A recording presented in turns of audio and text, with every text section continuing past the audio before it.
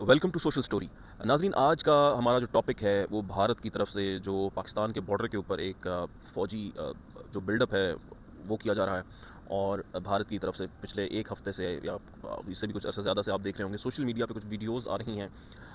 Indian Punjab के जो border areas हैं आप देख रहे होंगे कि वहाँ पे बहुत ही हैवी डिप्लॉयमेंट हो रही है इंडिया की तरफ से, जिसमें जो है बड़े भारी हथियार वो मूव किए जा रहे हैं पाकिस्तान के बॉर्डर की तरफ। तो आज हम ये डिकोड करने की कोशिश करते हैं कि कुछ लोग सोशल मीडिया पे कुछ दिफाई तज्जियाकार दो तरह की राय आ रही है सामने, दो थीरीज आ रही हैं।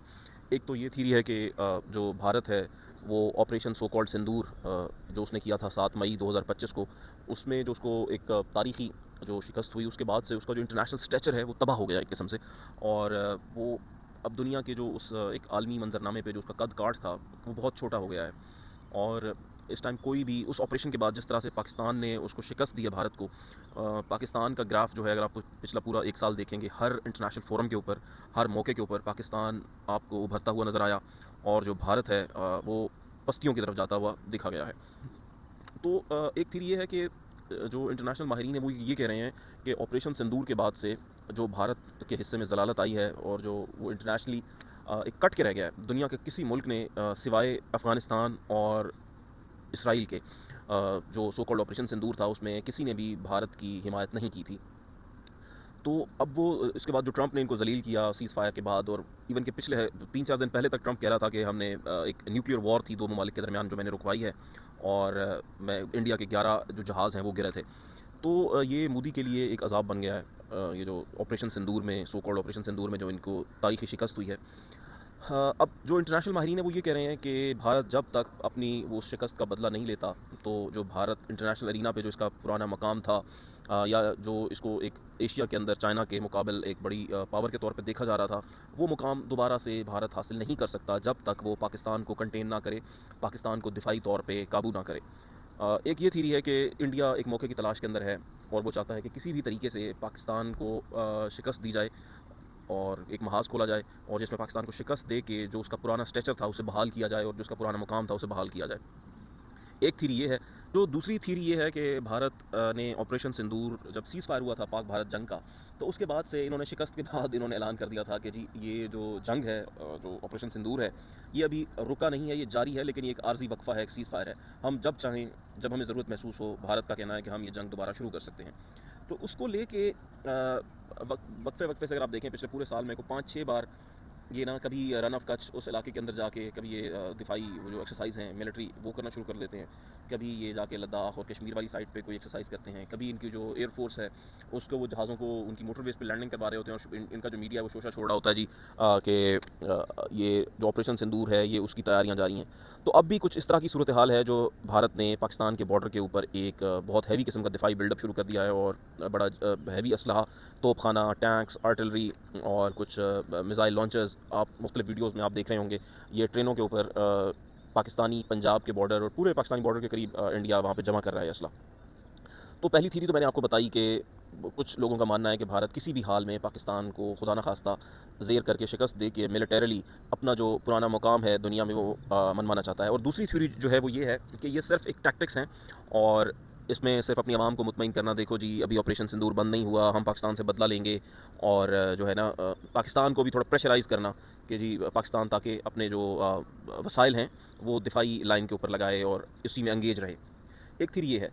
तो मुझे पर्सनली लगता है कि जो ये सेकंड थीरी है वो मुझे लगता है वो सही है। वैसे तो मोदी से कोई मतलब है कोई बईद नहीं कि ये एक बेवकूफ़ इंसान है, बड़ी ही इसकी इंतहा पसंदाना सोच है। जैसे इसने पिछली दफ़ा ज़बरदस्ती पहलगाम के उस सो कॉल्ड अटैक के बाद इसने अपनी फ़ौज को धकेल दिया था और उनको मार पड़वाई थी पाकिस्तान से। हो सकता है। अब जब फ़र्ज़ करें अपने जनरल से वो पूछता होगा कि यार क्या अब आप लोग तैयार हैं, तो ऑब्वियसली वो जो जनरल है वो ये थोड़ी कहेंगे कि जी हम तैयार नहीं हैं। तो कहते होंगे हाँ यार ठीक है, हमने जो अपनी कमियाँ थी उन पे काबू पा लिया है। तो लगता है कि ये अब दोबारा उनको ज़लील करवाने के चक्कर में है। लेकिन मैं ज़ाती तौर पे समझता हूँ कि ये एक प्रेशर टैक्टिक्स हैं और कुछ भी नहीं है। एक साल में इन्होंने ऐसी कौन सी टेक्नोलॉजी हासिल कर ली है कि जो इनको पिछले साल 25 में मार पड़ी है मई में, और अब इस दफ़ा ही बच जाएंगे। मेरा नहीं ख्याल कोई ऐसी इनके पास कोई जदीद असलहा आया है। हाँ, कुछ ऑर्डर्स हैं जो इन्होंने S-400 दिफाई निज़ाम के रशिया से कुछ और किए थे, उसमें भी कोई मिड मे के अंदर इनको नया S-400 का जो सिस्टम है वो मिलने वाला है।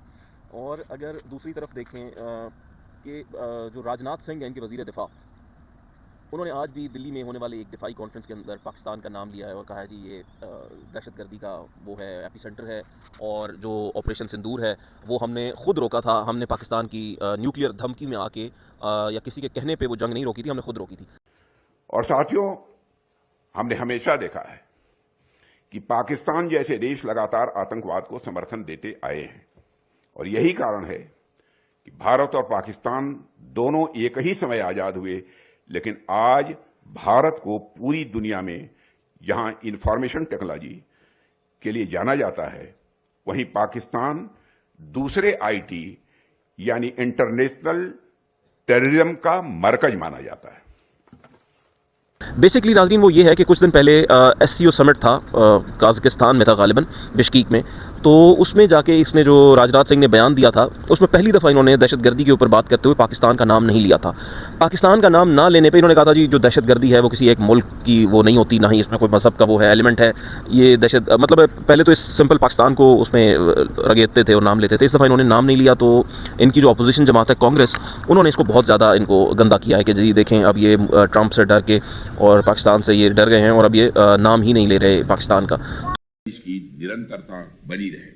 हमें यह नहीं भूलना चाहिए कि आतंकवाद का न कोई देश होता है और न कोई धर्म। तो SCO समिट में जो इन्होंने पाकिस्तान का नाम नहीं लिया, तो कांग्रेस की तरफ से इन पर शदीद तनकीद की गई, जिसके बाद फिर आज न्यू दिल्ली में एक दिफाई सेमिनार के अंदर इसने पाकिस्तान का नाम लिया है और कहा है जी ये दहशतगर्दी फैला रहा है, एपिसेंटर है, और हमने पाकिस्तान के डर से या न्यूक्लियर धमकी के डर से वो जंग नहीं ख़त्म की थी, वो हमने खुद की थी अपनी, और जब हम चाहें वो दोबारा शुरू कर सकते हैं। मेरा ज़ाती ख्याल है कि भारत अब दोबारा ये हरकत नहीं करेगा, एटलीस्ट कम से कम आने वाले एक आध साल में। तो कम से कम इस साल मुझे नहीं लगता कि ऐसी कोई इनके दिफाई नई चीज़ नहीं आई जिससे पाकिस्तान का तोड़ कर सकें। तो और सबसे जो अहम चीज़ है वो ये है कि जो ट्रंप है वो भी इस टाइम कोई भारत के साथ नहीं। अभी पिछले ही कुछ दिनों पहले उसने इनको जो है ना वो जहन्नुम करार दिया है। अमेरिका जैसी सुपर पावर के बगैर अकेले ये पाकिस्तान की, उसकी रज़ा के बगैर अकेले ये पाकिस्तान पे हमला करना है, मुझे तो लगता है कि मुश्किल है। हो सकता है कि मोदी का दिमाग ख़राब है और कोई शरारत करे, तो वो आने वाला वक्त बताएगा, लेकिन फ़िलहाल इसके चांसेस कम लगते हैं। थैंक यू, शुक्रिया।